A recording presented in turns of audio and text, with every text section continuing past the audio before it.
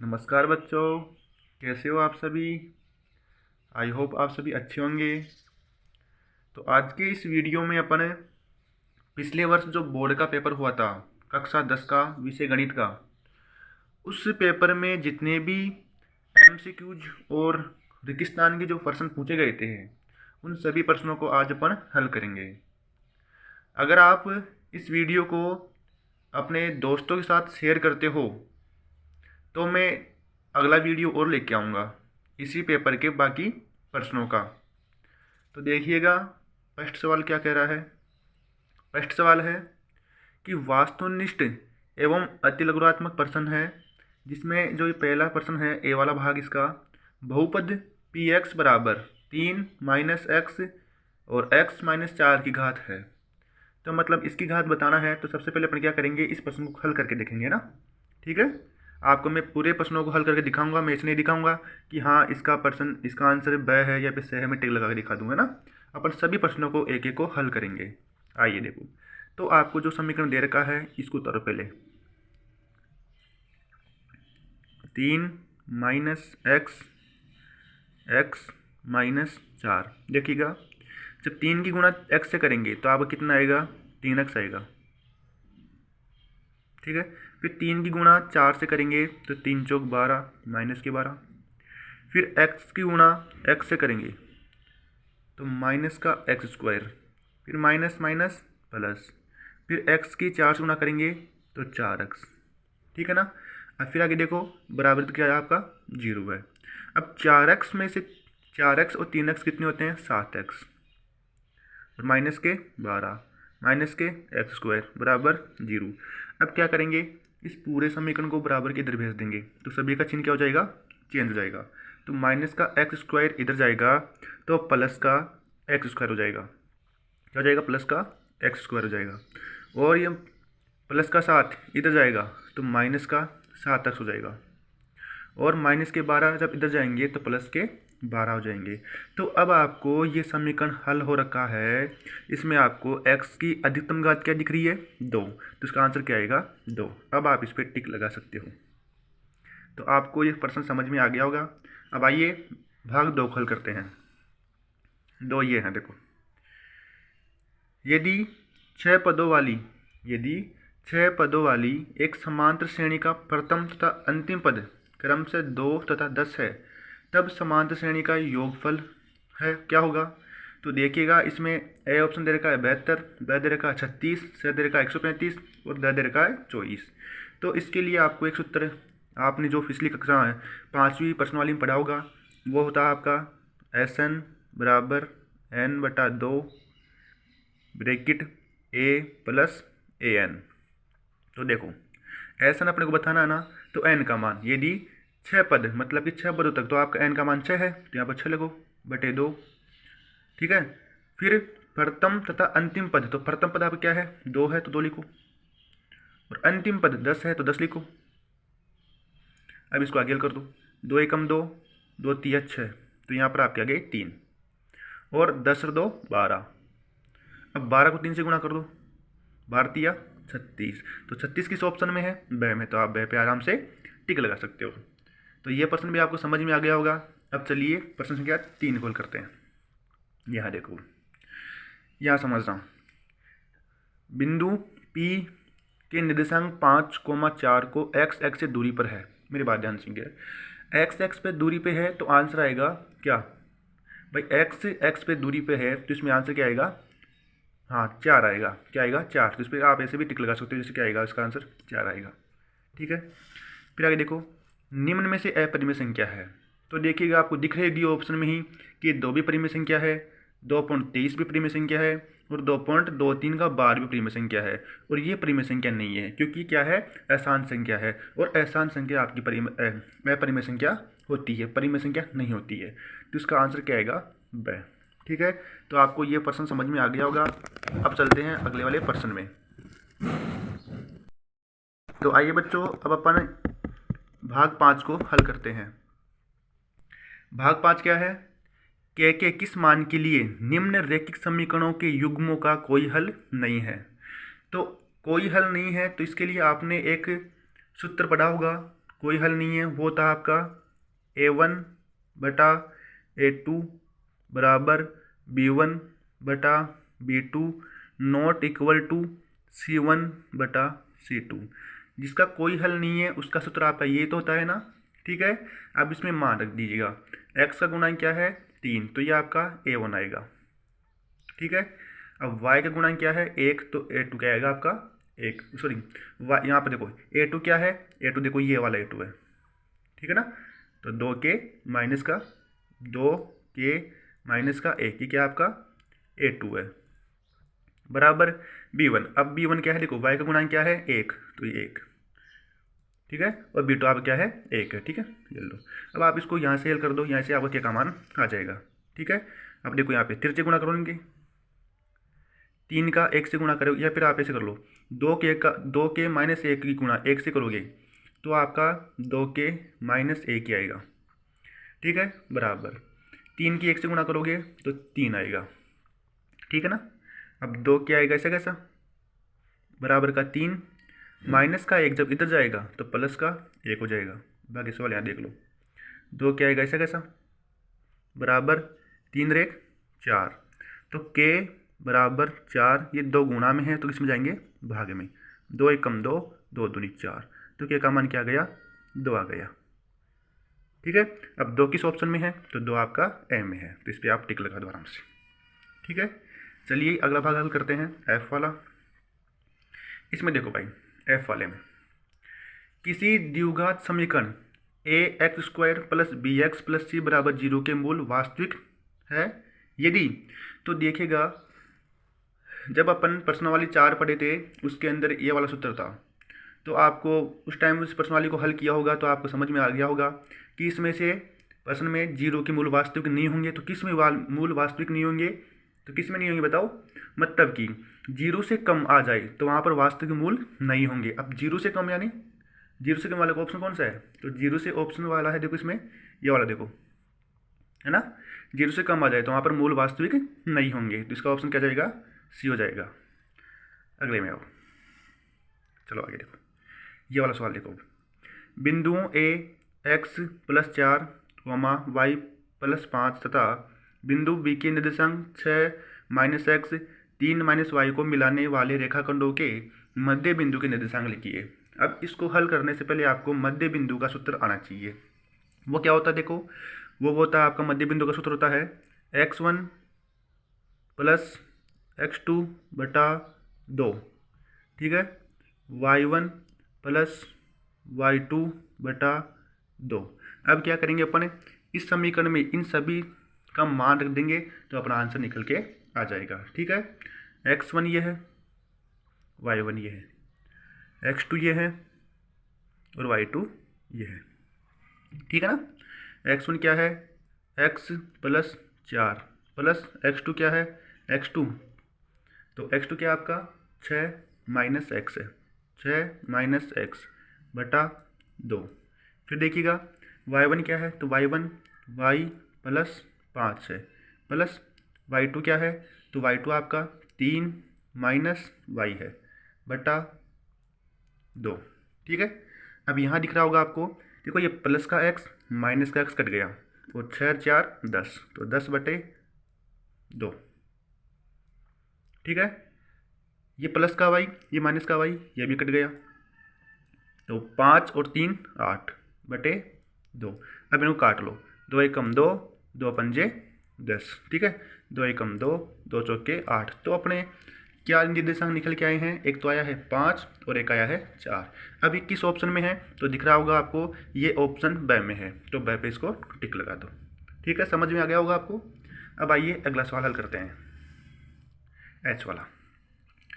यदि sign a बराबर 1/2 हो तो 2 साइन a कोस a का मान ज्ञात कीजिए। तो देखिएगा आपको पता होगा कि साइन a बराबर 1/2 किसका मान होता है, तो ये होता है साइन 30 का, किसका होता है साइन 30 का बराबर 1/2। तो 2 साइन a मतलब 2 साइन a का मान क्या होगा, तो 2 साइन a यानी 30 डिग्री गुणा कोस a का मान कितना हो जाएगा 30 डिग्री, ठीक है। अब 2 आएगा ऐसा कैसा, साइन 30 का मान क्या होता है 1/2, गुणा कोस 30 का मान क्या होता है, √3/2। ठीक है, 2 से 2 कट जाएंगे। अब √3 के 1 से गुणा करेंगे तो √3 आएगा, 2 एकम 2। अब देखिएगा ये किस ऑप्शन में दिख रहा है आपको, तो ये ऑप्शन ब में दिख रहा है। देखो यहाँ पे √3/2, √3/2, तो आप बी पे टिक लगा सकते हो आराम से। तो आपको यहाँ तक प्रश्न समझ में आ गए होंगे। अब चलिए आगे वाला प्रश्न हल। तो देखिएगा इसका नेक्स्ट पार्ट क्या है, यह है 2 tan 30 डिग्री बटा 1 माइनस tan स्क्वायर 30 डिग्री का मान क्या होगा। तो पता आपको, देखो 2 तो आएगा ऐसे कैसा, गुणा tan 30 का मान क्या होता है, 1/√3 होता है ना, बटा 1 का 1 माइनस का माइनस, tan 30 का मान क्या होगा, तो ये होगा आपका 1/√3 का स्क्वायर। अभी स्क्वायर कहाँ से है, देखो यहाँ पर tan स्क्वायर लगा हुआ है, यहाँ से स्क्वायर आया है, ठीक है ना। अब 2 एकम 2 बटा √3, फिर बटा लगाओ, देखो स्क्वायर से रूट कट जाएगा, तो यहाँ पर क्या बच गया आपका 1 माइनस 1/3। अब इसके बटे में कुछ नहीं है तो 1 लगा लो, तो ये तो आप कैसे कैसे आएगा, 2/√3, फिर बटे में देखो 3 का 1 का लसा लेंगे तो लसा आएगा आपका 3, 1 का भाग 3 में 3 बार में, 3 को 1 से गुणा करेंगे तो 3, माइनस 3 का भाग 3 में 1 बार में, 1 को 1 से गुणा करेंगे तो 1 आएगा। फिर आगे देखो, फिर ये 2/√3 आएगा ऐसा कैसा, ठीक है ना, 3 में से 1 घटाएंगे तो कितना आएगा आपका 2/3।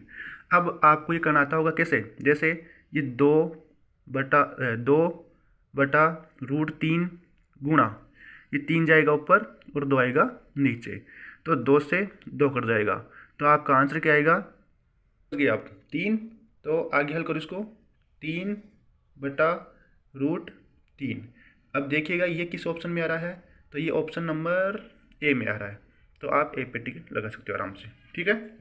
फिर आगे देखो, हाँ इसमें क्या थोड़ी सी मिस्टेक हो गई थी, क्योंकि यहाँ पर ए ऑप्शन में यहाँ पर 1 दे रखा था, तो मैंने इसको वापस यहाँ पे 3 किया है, ठीक है ना, वो लिखने में थोड़ा सा मिस्टेक हो गए थे यहाँ पे 3। अब आगे देखो,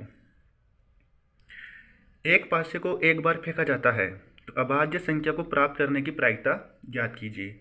मतलब एक पासे को अपन एक बार फेंकेंगे तो अभाज्य संख्या क्या क्या आएगी, तो सुनो अभाज्य संख्या कितनी हो जाएगी उसमें, जैसे एक पासे पे 6 अंक होते हैं, जैसे 1 है, 2 है, 3 है, 4 है, 5 है और 6 है, तो कुल अंक कितने हैं, 6 है, तो 6 क्या लिखेंगे। अब इसमें 3 संख्या क्या होगी, अभाज्य होगी, तो 3 आ जाएगा ऊपर। अब इसको काट दो, 3 एकम 3, 3 दूनी 6, यानी 1/2। अभी किस ऑप्शन में है, तो ऑप्शन नंबर ए में ये। अब आगे चलो, आंकड़ों 2, 0, 7, 3, 4, 8 और 1 का माध्य है, ठीक है।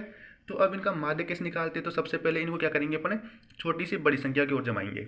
तो सबसे छोटी संख्या क्या है इसमें, 1 है, सॉरी 0 है, फिर क्या है 1 है, फिर क्या है 2 है, फिर क्या है 3 है, फिर क्या है 4 है, फिर क्या है 7 है, फिर क्या है 8 है। अब इसका मध्य अंक देख लो आप, तो 3 इधर 3 ही इधर, तो 3 बीच में रह गया, तो ये क्या हो जाएगा, इसका माध्य हो जाएगा, ठीक है। समझ में आ गया होगा आपको। चलिए अगला सवाल हल करते हैं। ये सवाल देखिएगा कितना इजी सवाल है। अब बच्चों को ये सवाल ऐसा लगा होगा तो उस टाइम, भाई ये तो बहुत बड़ा सवाल है, इसको अपने को आएगा ही नहीं, तो बच्चे छोड़ के आ गए सवाल को। ये बिल्कुल इजी सवाल, देखिएगा आगे समझा उसको मैं आपको कैसे आएगा इसका आंसर। यदि निम्नलिखित आंकड़ों की बारंबारताओं का योग 60 है तो x का मान ज्ञात कीजिए। कहने मतलब यह है कि जो बारंबारता दे रखे हैं इनका योग कितना है, 60 है, तो x का मान मतलब इस x का मान ज्ञात करना है। तो देखिएगा इस सवाल को मैं यहाँ हल कर दूंगा, यहाँ पे, ठीक है। ये लो, तो अगर मान लो अपन सभी इनको जोड़ते हैं, इन सभी संख्याओं को जोड़ते हैं, तो देखो ये सभी संख्याओं को जोड़ते हैं तो अपना क्या आएगा, 52 आएगा, 52 प्लस x आएगा, तो यहाँ लिखूंगा मैं 52 प्लस x बराबर, और इन सभी पूरी संख्याओं का योग कितना है, यहाँ परसेंट में दे रखा है योग 60 है, तो 60 रख दो, तो x बराबर 60 माइनस 52, तो x बराबर 60 में से 52 घटाएंगे तो कितने आएंगे आपके आंसर, 8 आएंगे।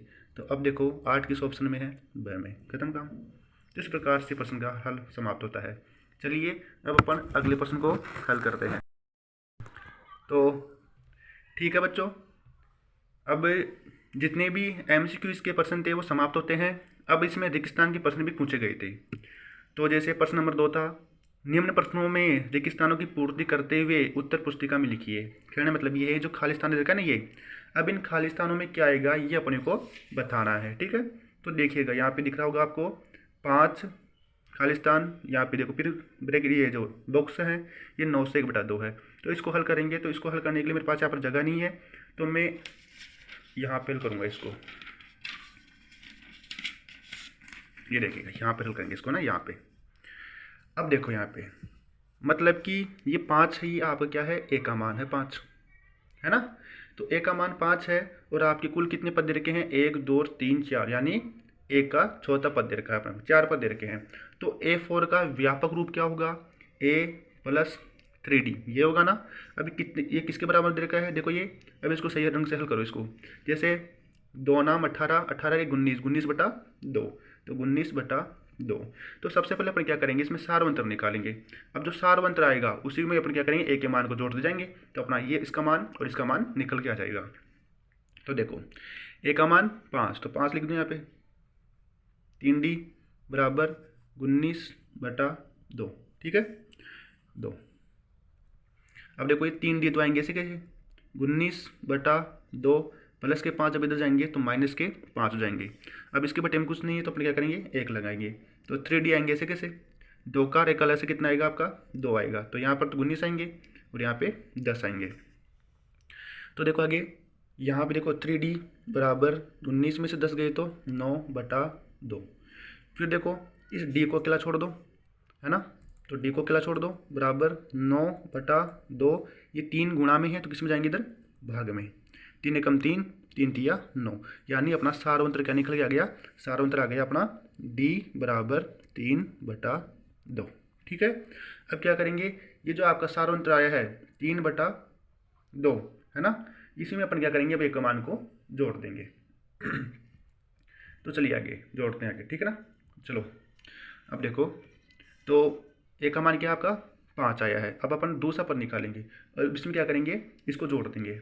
जैसे अब देखो 5 में जोड़ेंगे किसको, 3/2 को, तो यहाँ पर कुछ नहीं, तो 1 आएगा, 2 का 1 अलग है 2 आएगा, 1 का भाग 2 में 2 बार में, 2 को 5 से गुणा करेंगे तो 10 प्लस 2 का भाग 2 में 1 बार में, एक अब 1 को 3 से गुणा करेंगे तो 3 आएगा, 10 और 3 13, तो 13/2। ठीक है, तो इस खालिस्तान में क्या आएंगे आपके 13/2 आ जाएंगे। अब फिर इसमें आओ, तो इस 13/2 में क्या करेंगे अपन, सारवंतर को, अब 2 का 2 कला से कितना आएगा, 2 आएगा, तो यहाँ पे 13 + 3, 13 और 5 कितने होते हैं 16, 16/2, 2 एकम 2, 2 8 16, तो इसमें क्या आएगा आपका 8। तो इस प्रकार से अपन इस खालिस्तानों को भर दिए हैं। चलिए इसका सेकंड वाला पार्ट क्या है, रैखिक समीकरणों के युग्म में यदि a1/a2 = b1/b2 = c1/c2 है तो इससे कौन सी रेखा निरूपित करेगी। तो आपको ये पढ़ा होगा कि ऐसा कोई समीकरण बनता है तो वहाँ पर समपाती रेखा होती है, तो यहाँ पर अपन क्या करेंगे, समपाती। ठीक है, फिर आ गया 7.5 सेंटीमीटर लंबे रेखाखंड को 2:1 में विभाजित करने पर बड़े भाग की लंबाई ज्ञात कीजिए। तो देखिएगा इस प्रश्न को भी आपको मैं हल करके समझाता हूँ। यहाँ पर समझ लेते अपन, इन प्रश्नों की इधर समझ लेते हैं यहाँ पे, है ना। तो देखो 7.5 सेंटीमीटर, तो 7.5 सेंटीमीटर दे रखा है, तो अपने को क्या करना है कि जो 2:1 दे रखा है, इन दोनों अनुपातों को जोड़ के इसमें भाग दे लेते हैं अपन, तो 2 और 1 3 हो जाएगा। अब 3 का भाग इसमें दे लो, 3 एकम 3, 3 दूनी 6 पॉइंट और 3 पंजो 15, मतलब 2.5 आ गया। अब इसमें अपने को क्या पूछा है, प्रश्न पूछा है कि बड़े भाग की लंबाई क्या होगी, तो बड़ा भाग इसमें कौन सा है 2 है ना, तो इसको 2 से अपन गुणा कर लेंगे, 2 से अपन इसको क्या करेंगे गुणा कर लेंगे।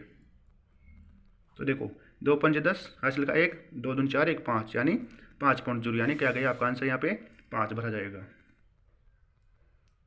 चलो आगे चौथा सवाल लिखो, बिंदुओं 3, -2 तथा 4, 5 को जोड़ने वाले रेखाखंडों की लंबाई है। तो इस प्रश्न को अपन कैसे हल करेंगे, तो आपको पता होगा, आपने प्रश्न वाली 7 पढ़ी है, तो उसमें से ये प्रश्न आया है। तो देखिएगा, तो इस प्रश्न को अपन कैसे हल करेंगे, दूरी सूत्र द्वारा। ठीक है, तो दूरी सूत्र क्या होता है पता आपको, वो था आपका x2 माइनस x1 का square plus y2 minus y1 का स्क्वायर। ठीक है, तो देखो आपका ये x1 है, ये y1 है, ये x2 है और ये y2 है। तो देखो आगे समझो, x2 क्या है, x2 4 है, तो 4 माइनस x1 क्या है 3 का स्क्वायर प्लस y2 क्या है, तो y2 5 है, माइनस y1 क्या है, y1 आपका -2 है, तो -2 का स्क्वायर। ठीक है, अब आगे देखो,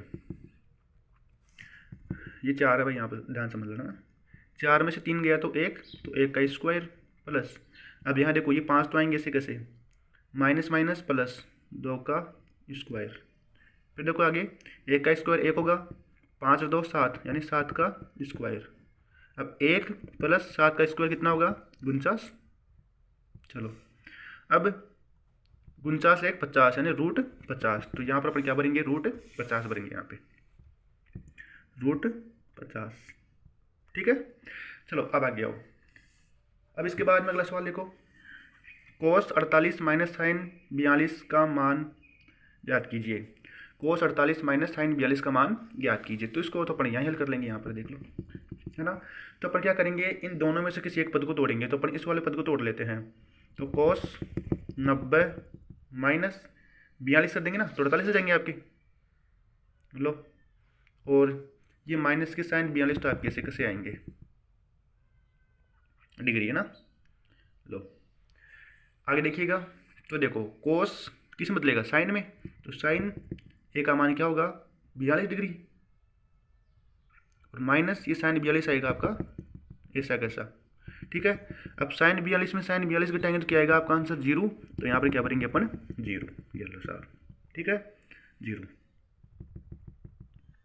आगे देखो, निम्न आंकड़ों का बहुलक है। अब बहुलक क्या होता है, जो बार बार संख्या में आता है। तो इसमें देख लो बार बार क्या आ रहा है, तो देखो यहाँ पे 2 यहाँ पर भी आ रहा है, यहाँ पर भी आ रहा है और यहाँ पर भी आ रहा है। ठीक है, 1 इसमें एक ही बार आ रहा है, और देख लीजिएगा 3 इसमें यहाँ आ रहा है, यहाँ आ रहा है, मतलब 3 2 बार आ रहा है। 4 इसमें एक बार आ रहा है, 5 इसमें एक बार आ रहा है, 6 इसमें एक बार आ रहा है। मतलब ये है कि इसका बहुलक क्या होगा, 2 होगा। तो यहाँ क्या भरेंगे अपन 2। तो इस प्रकार से इस पेपर में जितने भी MCQs के प्रश्न और रेगिस्तान के प्रश्न पूछे थे, वो सभी के सभी मैंने आपको हल करा दिया हूँ। ठीक है, अगर आपकी डिमांड और होती है कि सर और प्रश्न हल कराओ, तो मैं बाकी प्रश्न भी हल करा दूंगा। लेकिन एक बार आप इस वीडियो को अपने दोस्तों के साथ भी भेजिएगा, क्योंकि देखो प्रश्नों को लिखने में बहुत मेहनत लगती है, और इतना तो आप भी कर सकते हो कि इन प्रश्नों को भी आप अपने दोस्तों के साथ भेज सकते हो। ठीक है, मैं बाकी के और सवाल हल करा दूंगा अगर आपकी डिमांड होगी तो। ठीक है, तो मैंने पूरे के पूरे सवाल आपको हल करवा दिए हैं। अगर आपको वीडियो अच्छा लगा हो तो वीडियो को लाइक, शेयर और सब्सक्राइब जरूर कीजिएगा। ठीक है, धन्यवाद।